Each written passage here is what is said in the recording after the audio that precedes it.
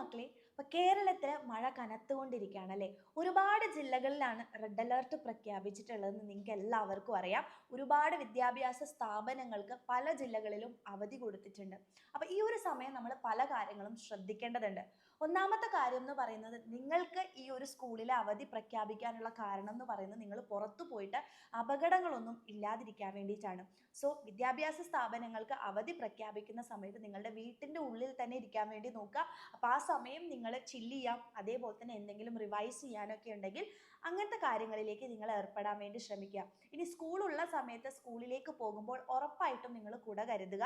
ചിലപ്പോൾ രാവിലെ ഒന്നും മഴ ഉണ്ടാവില്ല, പെട്ടെന്നാണ് കാലാവസ്ഥയിൽ വ്യത്യാസം വരുന്നത്. അപ്പോൾ ഉറപ്പായിട്ടും കുട കരുതുക. ഇനി മഴ പെയ്യുന്ന സമയത്ത് നിങ്ങൾ എവിടെയെങ്കിലും കയറി നിൽക്കാൻ വേണ്ടി നോക്കുകയാണെങ്കിൽ ഒരിക്കലും നമ്മളുടെ മരങ്ങളുടെ കീഴിലും അതുപോലെ തന്നെ ഇലക്ട്രിക് പോസ്റ്റുകളുടെ അടുത്തൊന്നും പോയിട്ട് നിൽക്കാതിരിക്കുക.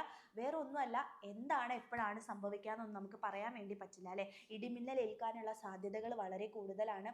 അതേപോലെ നിങ്ങൾ കളിക്കാൻ വേണ്ടി പോകുന്ന മക്കളൊക്കെ ആയിരിക്കും. അപ്പോൾ അതുകൊണ്ട് ഇലക്ട്രിക് പോസ്റ്റുകളുടെ അടുത്തും തങ്ങിക്കിടക്കുന്ന ജലാശയങ്ങളൊക്കെ ഉണ്ടാവും. അപ്പോൾ അതിൻ്റെ അടുത്തൊന്നും പോയിട്ട് നിങ്ങൾ എന്ത് ചെയ്യുക, കളിക്കാതിരിക്കാൻ വേണ്ടിയിട്ട് ശ്രദ്ധിക്കുക.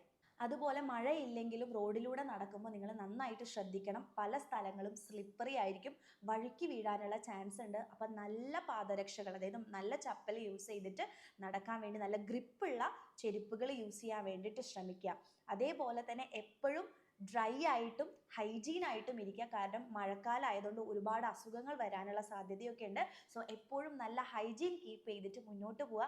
അപ്പോൾ ഈ ഒരു സമയം നമ്മൾ എല്ലാവരും നല്ല പോലെ ശ്രദ്ധിക്കുകയാണെങ്കിൽ പ്രത്യേകിച്ച് ഒരു കുഴപ്പമില്ലാതെ നമുക്ക് ഈ മഴക്കാലം അടിപൊളിയായിട്ട് ആസ്വദിക്കാൻ വേണ്ടി പറ്റും. സോ മഴ എപ്പോഴും നല്ലതാണ്, പക്ഷെ ഇത്തരം കാര്യങ്ങൾ എൻ്റെ കുട്ടികൾ എന്തായാലും ശ്രദ്ധിക്കുക. അപ്പോൾ ശ്രദ്ധിക്കും എന്നുണ്ടെങ്കിൽ ഉറപ്പായിട്ടും നിങ്ങൾ യെസ് മിസ് എന്ന് പറഞ്ഞ് ഒന്ന് കമൻറ്റ് ചെയ്യുക.